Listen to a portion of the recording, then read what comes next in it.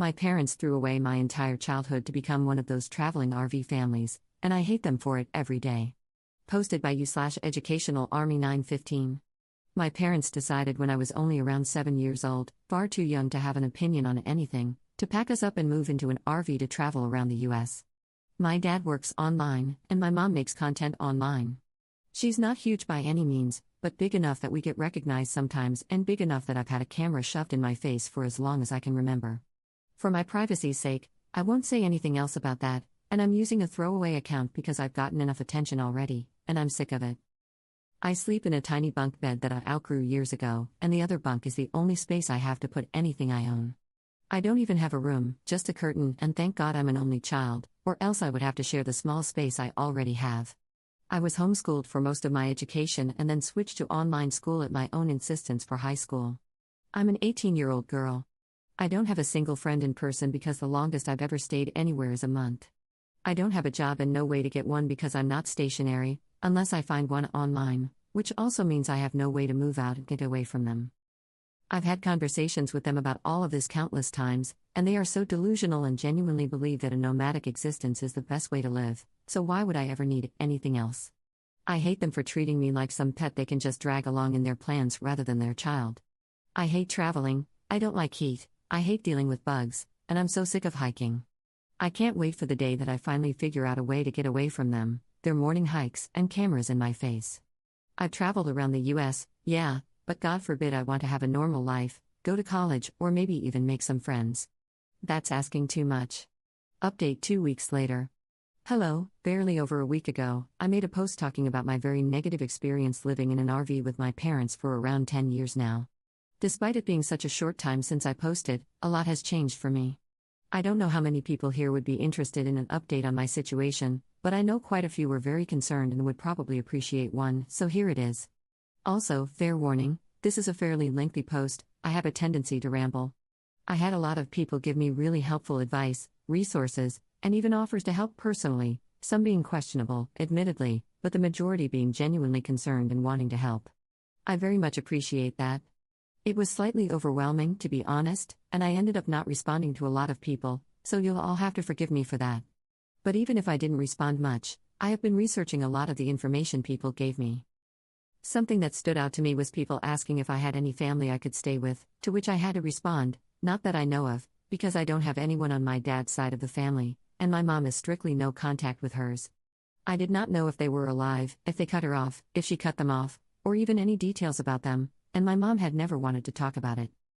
What little information I did have was my mom's maiden name, which is pretty uncommon, and where she was born.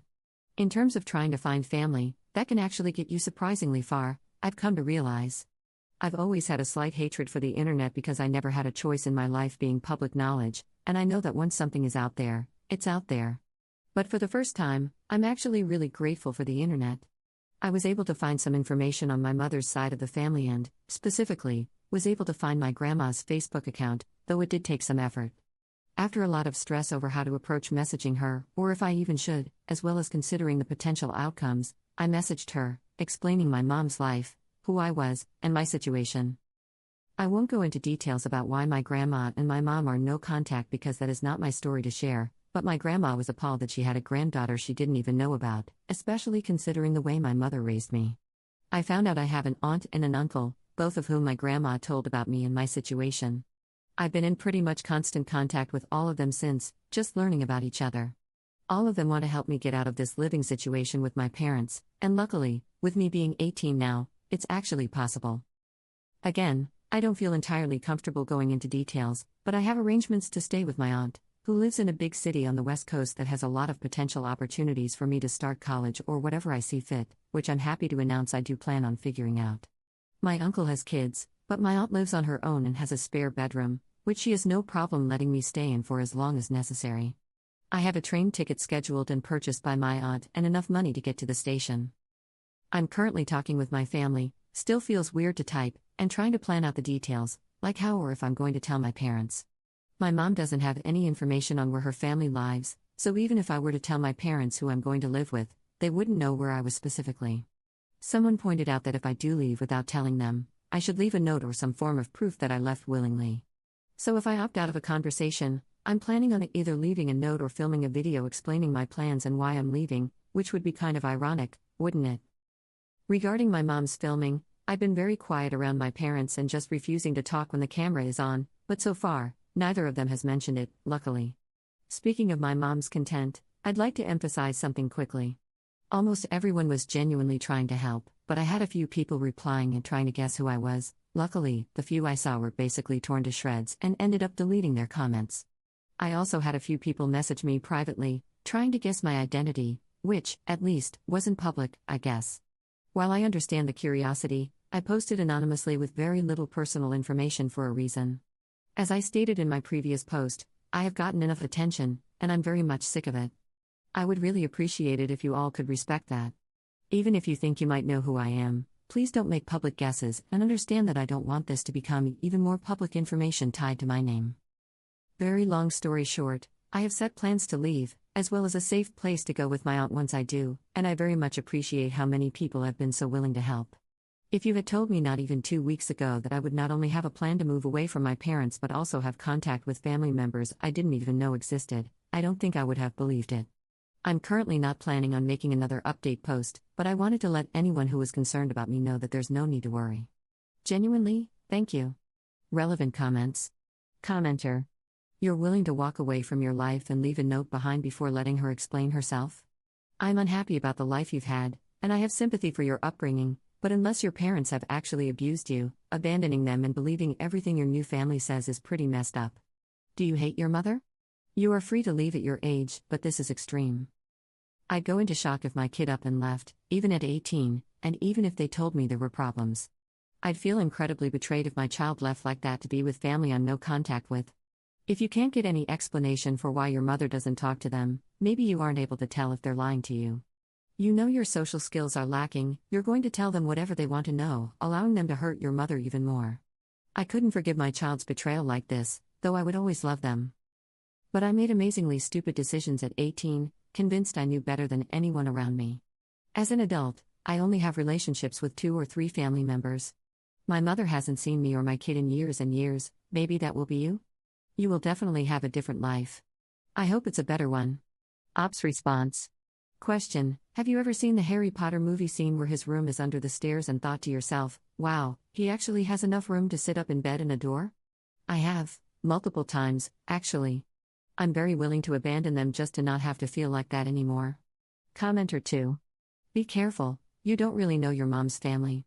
I know it seems like a way out. Just be careful. Ops response. I absolutely will be. Why my mom isn't in contact with them makes total sense, and none of it was their fault, plus, they were able to send me evidence of that. But despite that, I definitely don't know them personally yet. My train out isn't scheduled immediately or anything, and I'm going to continue talking with them until then, but they do seem to be genuinely concerned and trustworthy. Plus, my aunt, who I'll be staying with, seems super nice, and we've already figured out that we have certain things in common. Second update 2 months later. Hello, it's been a while, and I wanted to check in on here to hopefully give a few people some peace of mind. In my last update, I explained that I had gotten in contact with my mother's side of the family and had a place to stay. I can proudly announce that I did it. I'm in a safe place now, completely away from my parents, with absolutely zero contact. My aunt is an absolute angel, truly. She's so kind, and that's not even including my grandma and uncle. When I first got here, my aunt and grandma took me out on a little shopping spree. They bought me clothes, decor, and furniture for my room, because I have one of those now, and honestly, anything they thought I would need.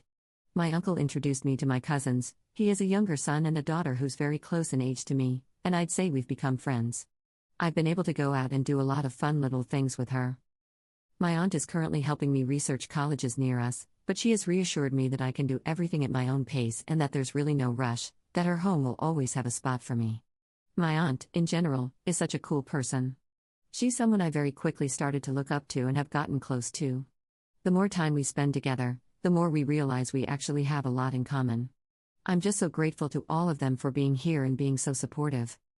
My aunt is also really helping me figure out who I am as an individual.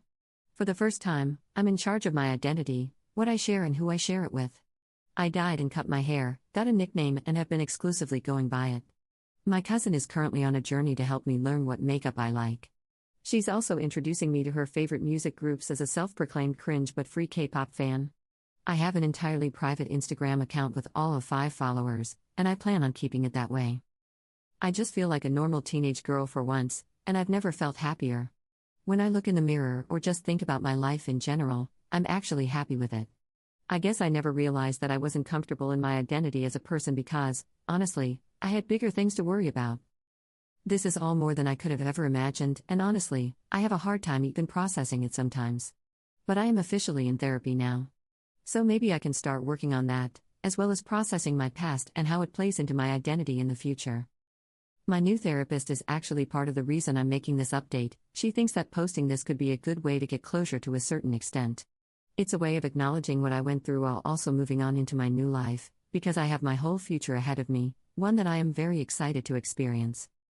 So, keeping that in mind, this will be my final update on here. I want to be able to enjoy my life and future while keeping my privacy. A lot of people really wanted me to share my story more, to expose my past, but for now, I've decided against that. It's my story, and I can choose to share it or not. For once, I have control over who gets to know what information about me, and I'm not willing to give that up yet. But I suppose I don't know what the future holds. So, I'm asking as nicely as possible that people please respect that. I absolutely appreciate the support and advice so many have given me. Just know that I'm safe. I can honestly say that I'm happy. I'm planning out my future, what I want to do with my life, and who I am beyond just a persona on camera. So, thank you so much for everything, and goodbye.